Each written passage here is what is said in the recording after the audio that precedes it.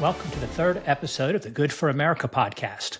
I'm your host, Bob Good, former congressman for Virginia's 5th District. We are confronting the most important news facing our country and the issues that are most relevant of the day. You can count on me to continue to speak truth to power, irrespective of party or personality, and to let you know when our elected officials are letting us down or betraying our trust. Please be sure and subscribe to the podcast, follow me on social media at @RepBobGood, rate the show, and share it with your friends. Let's get started on this third episode that I've entitled The LA Riots, Trump and Musk, and the latest on the big ugly bill. The current riots in LA confirm the concerns that I expressed in our last episode. Our country faces tremendous danger from illegals who are residing within our country as a result of the Biden border invasion. LA looks like a third world country today because Democrats flooded the United States with unvetted, criminal third world alien invaders over the past 4 years during the Biden administration. Massive resistance, uprising, violence, terrorist attacks may well be in our future because of Biden and the Democrats. By the way, all Democrats in elected office in D.C., including Abigail Spanberger, who wants to be governor of Virginia, and Mark Warner, who's asking Virginians to trust him with a fourth term. Remember, there is no such thing as illegal immigration. Immigration is a legal, lawful process intended for those who've earned their citizenship, demonstrated they can contribute to our country, they've come here the legal, lawful way, they've pledged allegiance to our country, and they've demonstrated they can contribute to America. Everyone here illegally should be deported. These are illegal aliens who invaded our country, and they should be treated as such. They have no loyalty to our laws, our values, or our flag, as demonstrated by them waving the flags of other countries today and burning our flag in the streets of LA. President Trump is right to respond with appropriate force. Democrats like LA Mayor Karen Bass and California Governor Gavin Newsom will always side with criminals over law enforcement. They will always side with illegals over U.S. citizens. But America voted for America First policies back on November 5, and they voted for law and order, and I applaud President Trump and his team for being committed to doing just that. Now let's talk about the big ugly bill, the latest on that, and the spat between Elon Musk and President Trump. First of all, I just want to say that Elon Musk is right on the merits of the big ugly bill, or the lack thereof of the merits to that bill. If you just want to set aside the middle school antics on both sides, Musk is right on the substantive issues. You could argue that the bill is worse for what it doesn't do than for what it does. And the fact is, the bill massively fails to address the fiscal crisis that takes us to $60 trillion in 10 years. Again, this is a 10-year reconciliation bill, the unique opportunity where Republicans with full control of government can do whatever they want to do without Democrat votes. They only need 50 votes in the Senate plus Vice President J.D. Vance to break the tie. They don't need 60 votes to overcome a Schumer filibuster, so they can do whatever they want. And this is their opportunity to address our nation's fiscal crisis and to take a major step to bending the curve with our spending, our deficit, which is $2 trillion a year, and our debt, which is currently nearly $37 trillion. This 10-year bill, by all accounts, admitted by the White House and the Senate and the House Republican leaders, will take the debt to some $60 trillion, again, at over $2 trillion a year in deficit for 10 years. And irrespective of what the bill does or doesn't do with respect to adding or decreasing from that annual deficit. So you're going to take the national debt to some $60 trillion with this bill. And the biggest problem is what it fails to do. It doesn't change that. It doesn't address that. This is inexcusable. It's egregious when Republicans have full control of government. What did we hear over the last 2 years when Republicans just had the House? Oh, we will do better when we have the Senate, when we have the White House. What did we hear at the end of the year when they passed that terrible CR that added hundreds of billions of dollars in new spending in December with primarily Democrat votes? We will do better in the new year when we have full control of government. What did they say when they passed the CR in March that funded the government to the end of September through the fiscal year, keeping in place Biden, Schumer, Pelosi spending levels and policies? Oh, we will do better in reconciliation. So again, this is an egregious failure for Republicans in the White House and in the House and the Senate, the leadership, to meet the moment to take a step towards fiscal responsibility.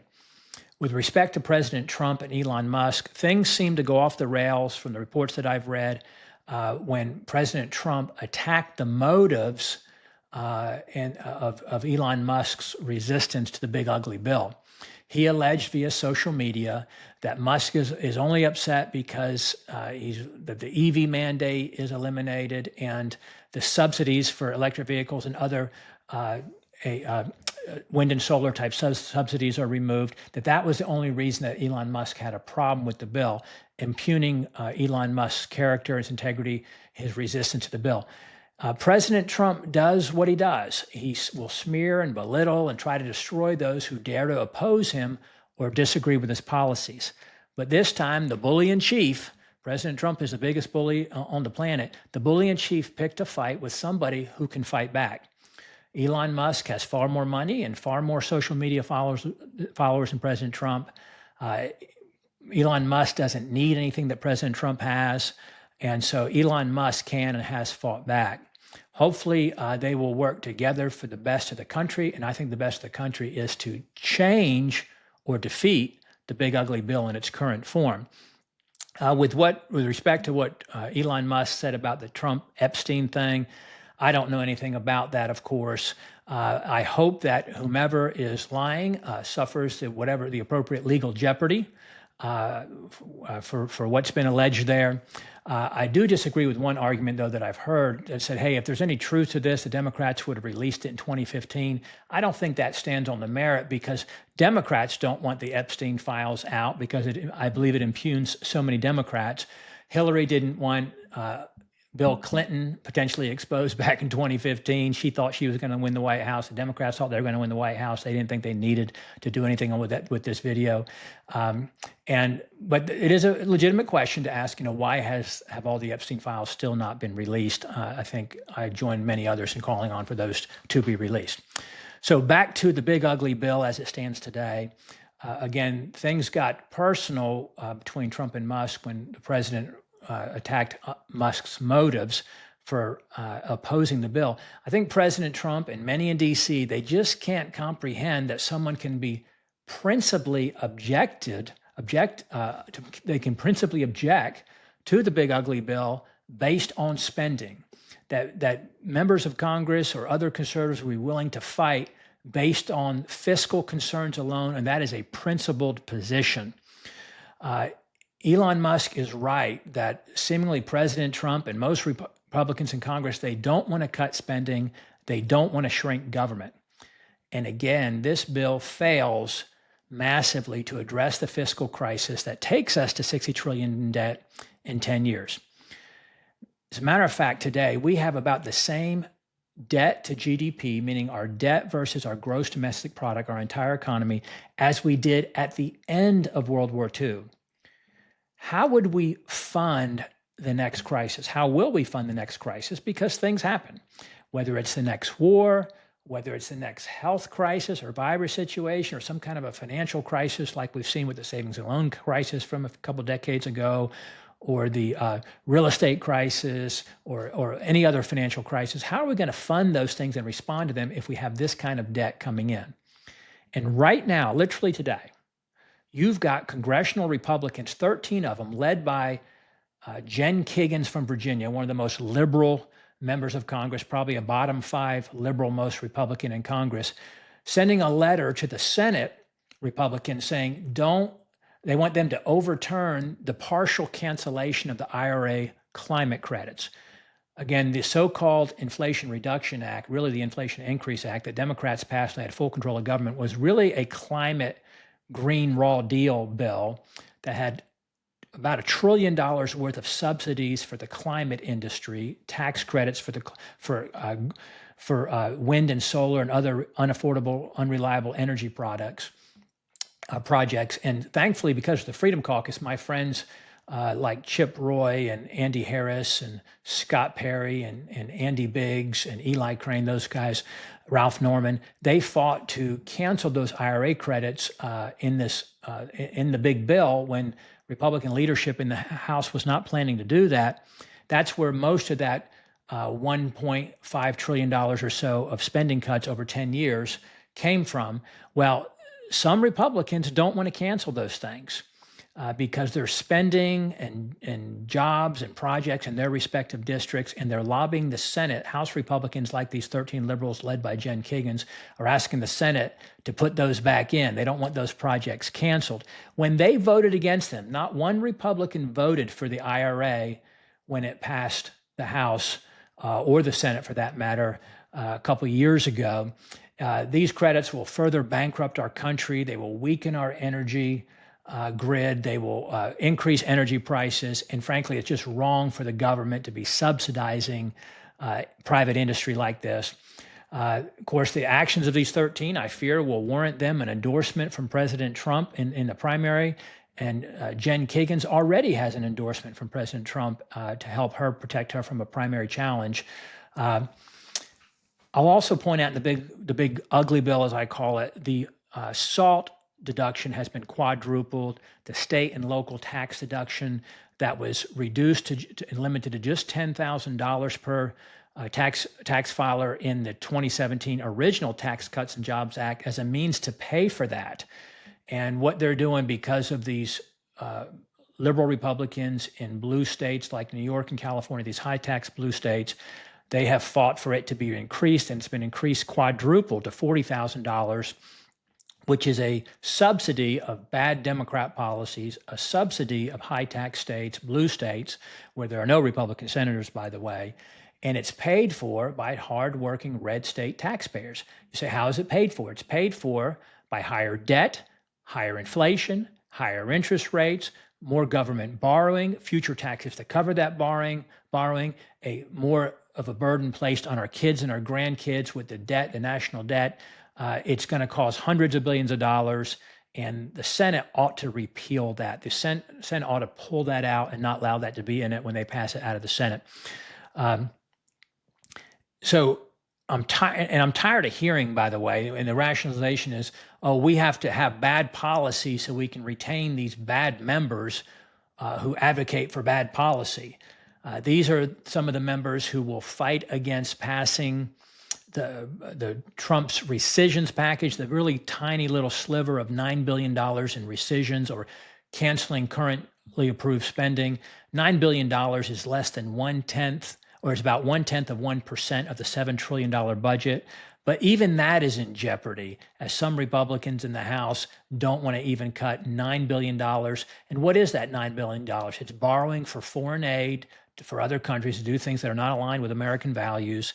And it is borrowing to subsidize public broadcasting, NPR, PBS, and so forth. And it'll be interesting to see if that can even pass the House because of members like this. And all we hear, though, is we've got to continue to do bad policy, to take bad votes, to protect bad Republican members so they can keep doing the same thing, because these are the majority makers, as if any member counts any more than any other in the narrow majorities that we have in the House and the Senate. This bill, the big ugly bill in its current form, again, that's been sent to the Senate, borrows hundreds of billions of dollars more also for defense and for border security. On the defense side, there's never any accountability for our Defense Department. There's never any accountability for our defense spending. This is a Defense Department that hasn't passed an audit in decades. It's unable to account for tens of billions of dollars in assets. This is a Defense Department that can you tell us we can't beat China. We couldn't defeat China despite spending the amount on defense that China and the next 8 highest countries around the world spend on defense combined, that we can't defeat China, and yet we don't want to have any accountability or ever any efficiency or reductions in waste, fraud, and abuse, as we like to call it, when it comes to the defense spending. Defense is almost $1 trillion. It needs to be accountable as well. We want to have the biggest, baddest fighting force on the planet, so nobody wants to mess with us, but they ought to be accountable for how they spend borrowed, hardworking taxpayer dollars. With respect to the border, obviously everybody should want border security. President Trump and his team have done an exceptional job of implementing that already. They've eliminated the border invasion by about 99% with no additional resources. But as Rand Paul courageously continues to point out, why are they asking for $46 billion? They ought to have to justify that. And Secretary Noem, Homeland Security Secretary Noem, was unable to do that in a recent congressional hearing. Rand Paul made the point that the estimate is that it cost $7 million per mile to finish the wall and the border security structure. And you need about 1,000 miles of that still. 1,000 times 7 million is only 7 billion. What is the other $40 billion for? That ought to be accountable. They ought to be accountable for that. They ought to have to defend that. And his estimate is, and I think Ron Johnson from Wisconsin has said the same thing, ought to cut the $46 billion in half. Again, the president and his team have eliminated the border invasion by some 99%. So why would we be borrowing $46 billion? The bill itself, again, the big ugly bill, is estimated to add somewhere between $2 to $3 trillion to the deficit, or to the debt rather, over the 10-year period, on top of, again, the $2 trillion a year that we already have in deficit spending. So again, 20-something trillion over the 10-year period. But even that is using gimmicks and funny congressional math to hold down the CBO score, the supposedly nonpartisan or bipartisan Congressional Budget Office that's tasked with assessing the cost of bills in Congress, spending bills in particular. In order to get the just $3 trillion projected cost of the bill, they are pretending that the tax cuts won't expire in 5 years, meaning in the bill, they only put the tax cuts in for 5 years because that lowers the cost instead of having them be permanent or over the whole 10-year period of the bill. And the White House is objecting to saying, hey, the bill won't cost as much as it says because those tax cuts are going to continue for the whole 10-year period. They don't want to be charged for that entire period. But we know they're going to be renewed by a future Congress. Republicans aren't going to allow those tax cuts to expire in 5 years. So they're even using that funny math to lower the score. In addition, many of the spending cuts don't hit until year 6 to 10. And we don't know that a future Congress won't come back and cancel or rescind those spending cuts. Congress can only control what they do in this Congress. They cannot control what they do in future Congresses. That's why the spending cuts ought to start right away. They ought to start in 2026 at the latest, or January of 26. There's no reason to put them off beyond that. White House White House Republicans and congressional Republicans ought to not be using funny, gimmicky congressional math to try to lower the cost of it by pretending, again, that tax cuts won't be extended and pretending that later spending cuts will actually be implemented. The White House is also, and some Republican congressional leaders are claiming that the CBO is underestimating economic growth and the revenue that'll come in from tariffs. And it's true that in the 2017 original version of these tax cuts, the Tax Cuts and Jobs Act, that the CBO underestimated the revenue or the increased economic growth, the revenue, the tax revenue that would come in as a result of the economic growth stimulated by the tax cuts. The CBO underestimated that by about 1.5 trillion over 7 years, or about $200 billion a year. But again, $200 billion a year, you take that over 10 years, that's 2 billion, 200 billion a year is $2 trillion when we're talking about raising the debt by some 20 trillion over that time period. So it's really not significantly different. But I will also say, for my 4 years on the Budget Committee and working with the CBO and tracking the CBO and reviewing the history of the CBO always underestimates the growth and the cost of spending. Spending always grows faster. The cost of spending is greater than the CBO projects almost always. With respect to the big ugly bill and the Trump Musk spat. You see the Trump first media circling the wagons around President Trump and defending him, but they're pretending that Congress is fighting Trump's cuts, Trump's spending cuts. They're pretending that President Trump's driving spending cuts and Congress won't go along.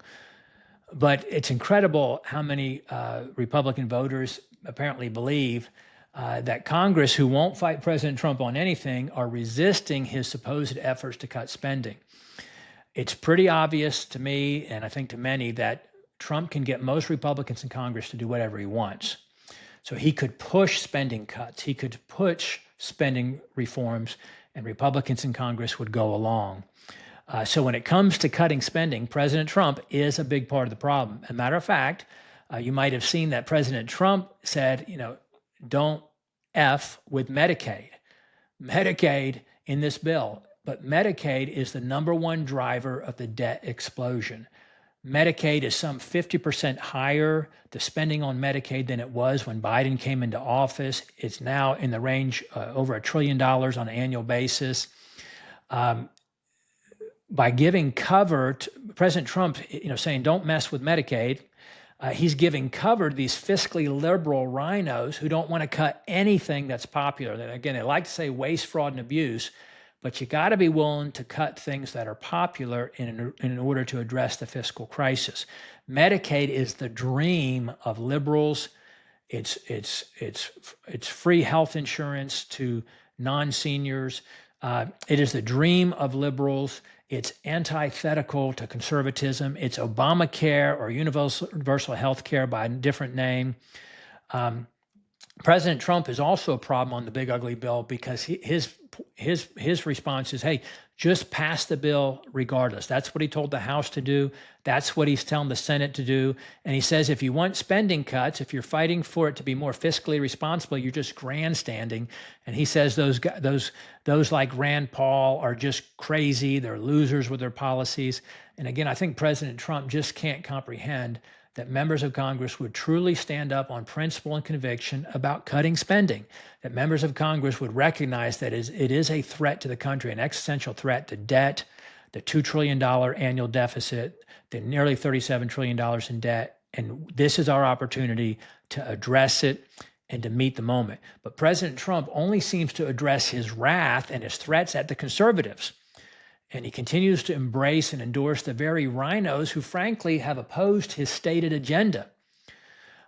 Most Republicans, and President Trump apparently didn't care either. They didn't care that they couldn't read the big ugly bill before they passed it out of the House. They waived the 72-hour rule where you're supposed to have the minimum of 3 days to read what was a 1,000-page bill. And then they waived other rules where they kept changing and modifying and amending it in the hours up to the vote in the wee hours of the morning. So no Republican actually read the entire bill, which is, I used to say when I was in Congress, it doesn't matter if I haven't read a bill that I'm going to vote against it. If I know it's bad, I'm going to vote against it. I don't own everything in the bill, but if I'm going to vote for it, I own everything that's in there. It's worse that Republicans would vote for a bill that they haven't read, and they don't care that they haven't read it. Because they own everything that's in there. And Marjorie Taylor Greene herself even admitted that she hadn't read it and that she didn't know that it had a provision in there limiting the ability of states to regulate artificial intelligence or AI. And she claimed she wouldn't have voted for it if she'd known that was in there. I suspect that's an empty claim and she would have done what President Trump told her to do. But she made the case, or she made the point that she hadn't even read the bill and she didn't know what was in there. I will also add that it's just recently emerged in the last couple of weeks, this supposed claim that you can't address discretionary spending in the big ugly bill. So spending in Washington is divided between what's called mandatory and what's called discretionary spending. Mandatory spending, which is a cop-out by members of Congress, because Congress gets to decide what is mandatory, what's not mandatory. But mandatory spending is that spending that Congress puts on autopilot that they don't even vote on each year. It's things like Social Security and Medicare and Medicaid and veterans benefits. It's not even voted on. And that mandatory spending exceeds our revenue, meaning if we cut everything else, which is what's called the discretionary spending, meaning defense and border security and education and Department of Justice and everything else. If we cut all the discretionary, we'd still run a deficit. We still wouldn't have enough revenue to pay for the spending. But it's just a recent claim. I didn't hear about this last year leading up to the reconciliation bill. We didn't hear about it during the debates. It was only after the bill began to get some criticism because it wasn't fiscally responsible that, we couldn't deal with discretionary spending in a reconciliation bill. Well, I would push back on that and say, what is defense? Defense spending is discretionary, and they're adding spending for defense. What is border security? What is homeland security? That is discretionary, and they're adding funding for that. They're dealing with energy. That is discretionary as well. But I would, as we wind down this third episode of Good for America podcast, I would just ask again, what do Republicans have to show for now 2.5 years of controlling the House? In a future episode, we're going to talk about what Republicans have specifically done over the last 2.5 years since they had control of the House, or since Mike Johnson became Speaker back in October of 23. President Trump says Johnson's doing a great job, but what do we have to show for since he became Speaker? It'll be interesting to see, does he lead in getting a rescissions package, this little $9 billion tiny rescissions package, passed here supposedly this coming week. Supposedly this week in Congress, they're going to pass this $9 billion rescissions package, supposedly.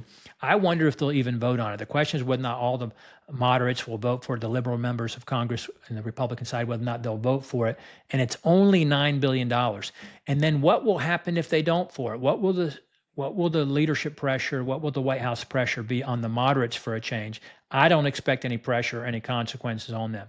We continue to hear, hey, the excuse for failing to do Republican stuff is, hey, we have a historically narrow majority. These are the majority makers. We can't increase spending without them. Well, they don't actually say that, but the results or the actions actually say that. Well, the House will get another crack at the big ugly bill in the Senate. Excuse me, we have a chance to adjust it in the Senate right now. It's in the Senate. They can make changes to it with only 50 votes plus J.D. Vance breaking a tie. They can spare 3 Republican defections. They don't need any Democrat votes. Hopefully they'll make changes to make it more fiscally responsible, send it back to the House, and hopefully some of the conservatives in the House will refuse to vote for it without improvements and changes because they've heard more about those. They'd had more of a chance to study those in the couple of weeks since it passed the House. Let's urge Republican senators to make the big bill better, to make it more fiscally responsible, to deal with the nation's fiscal crisis. Let's support senators like Rand Paul, Ron Johnson, Rick Scott, and Mike Lee. Let's let our elected representatives know that we are serious about shrinking government and cutting spending, and we demand that they get serious too. That is the key to keeping the republic that we've been entrusted with. So thank you again for joining me for this third podcast, the third episode, I should say, of the Good for America podcast. I am your host, Bob Good. Please be sure and subscribe to the podcast. Follow me on social media at Rep Bob Good. Rate the show and share it with your friends. Let's keep the republic.